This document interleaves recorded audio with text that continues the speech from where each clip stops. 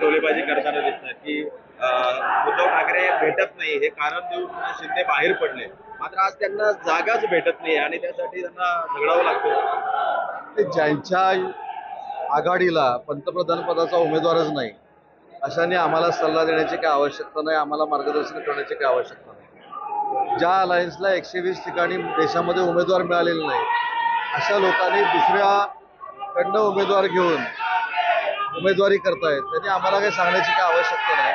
आणि म्हणून मला असं वाटतं की विरोधकांनी जे काही टीका केलेली आहे त्याच्यामध्ये काही अर्थ नाही. आम्ही 45 पेक्षा जास्त जागा खासदारकीच्या महाराष्ट्रामध्ये जिंकणार आहोत, हे निर्विवाद सत्य आहे. संजय राऊत म्हणतायत की श्रीकांत शिंदेची उमेदवारी देखील जाहीर करता येत नाहीये.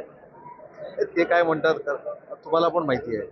तर ते काय म्हणतात ह्याला आमच्या लेखी किंमत शून्य आहे, कारण ते सकाळी सुरू होतात आणि संध्याकाळी थांबतात. त्याच्या प्रत्येक गोष्टीला उत्तर दिलं पाहिजे आणि त्यांना उत्तर देऊन मोठं केलं पाहिजे अशातला भाग नाही. आज ज्या समन्वयासाठी आम्ही आलेलो होतो, आनंदाची गोष्ट अशी आहे की या व्यासपीठावर विखे पाटील साहेबांच्या नेतृत्वाखाली, पिचडे साहेबांच्या नेतृत्वाखाली, आमचे आमदार अकोलेचे आहेत त्यांच्या नेतृत्वाखाली सदाशिवराव लोखंडेंचा प्रचार हा पूर्ण सुरू झालेला आहे. सगळे पक्ष एकत्रितपणानं काम करत आहेत, त्याच्यामुळे सदाशिवराव लोखंडेंचा विजय ही काळ्या दगडावरची रेघ आहे. सिंधुदुर्गच्या जागेसाठी नारायण राणे तळ ठोकून आहेत आणि गाठीभेटी घेत आहेत, बैठका घेत आहेत. या जागेवरनं कुठेतरी भाजप आणि शिवसेनेमध्ये वाद होण्याची शक्यता आहे. वाद असण्याचा काही संबंध नाही. काल देखील मी रत्नागिरीमध्ये होतो आणि आपल्याला माहिती असेल की फक्त रत्नागिरीत मी येणार हे कळल्यानंतर कार्यकर्त्यांच्या भावना सांगण्यासाठी जवळजवळ 7,000 ते 8,000 लोक रत्नागिरीमध्ये जमा झालेले होते. परवा मी सिंधुदुर्गमध्ये स्वतः राणेसाहेबांची भेट घेतलेली होती, ती माझी कौटुंबिक आणि वैयक्तिक भेट होती. परंतु एक मात्र निश्चित आहे की आम्ही देखील आग्रही आहोत, कारण पूर्वी शिवसेनेचा धनुष्यबाणच त्या ठिकाणी लढलेला आहे, भाजप देखील त्या ठिकाणी आग्रही आहे. जो निवडून येणारा उमेदवार आहे त्यांना महायुतीनं उमेदवारी द्यावी ही प्रत्येक पक्षाची भूमिका आहे आणि म्हणून भाजपानं तिथं दावा केला आहे, म्हणून आम्हाला दुःख वाटण्याचं काही कारण नाही. आणि आम्ही आणि माझे सगळे सहकारी त्या ठिकाणी फिरतायत, माझे बंधू त्या ठिकाणी फिरतायत, म्हणून समोरच्यांना वाईट वाटण्याचं काही कारण नाही.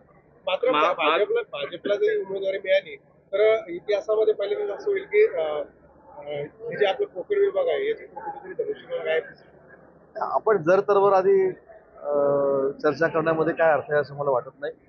शिवसेना हा कायमस्वरूपी वंदनीय बाळासाहेबांच्या विचाराचा राहिलेला आहे. बाळासाहेबांचं समर्थन कायम कोकणानं केलेलं आहे, त्याच्यामध्ये तळ कोकण हा अग्रेसर होता. आमचे सगळे मुंबईकर हे कोकणामध्ये मतदानाच्या वेळी येतात, म्हणून आमचा आग्रह आहे की धनुष्यबाणाला ती जागा मिळावी आणि खात्री आहे की योग्य तो निर्णय होईल. काँग्रेसने आपला जाहीरनामा प्रसिद्ध केला आहे, त्याच्यामध्ये त्यांनी म्हटलं की 450 रुपयाला गॅसचा सिलेंडर देणार आणि 30 लाख लोकांना नोकऱ्या देणार. वाटतं हे करतील? मला असं वाटतं की त्यांचा आकडा चुकलेला आहे.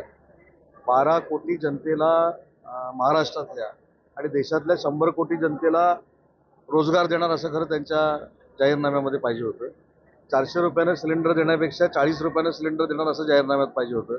कारण जे निवडून येणार आहे ते NDA मधले सगळे येणार आहेत, ज्यांचा पराभव होणार आहे ज्यांना माहिती आहे त्याला 400 काय आणि 40 काय, त्यामुळे ते काही फरक पडत नाही. जो नेता जी अलायन्स पंतप्रधान पदाचा उमेदवार जाहीर करू शकत नाही त्यांनी या गोष्टीवर विकासाच्या कशाला चर्चा करायची.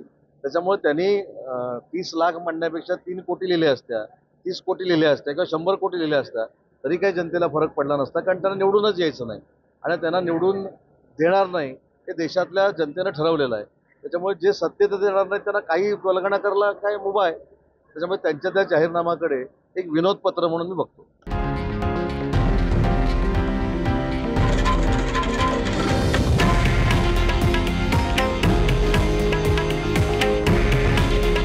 हे आहे देशातील नंबर 1 न्यूज नेटवर्क आणि आपण पाहत आहात TV9 मराठी. काळजी तुमची, हित महाराष्ट्राचं.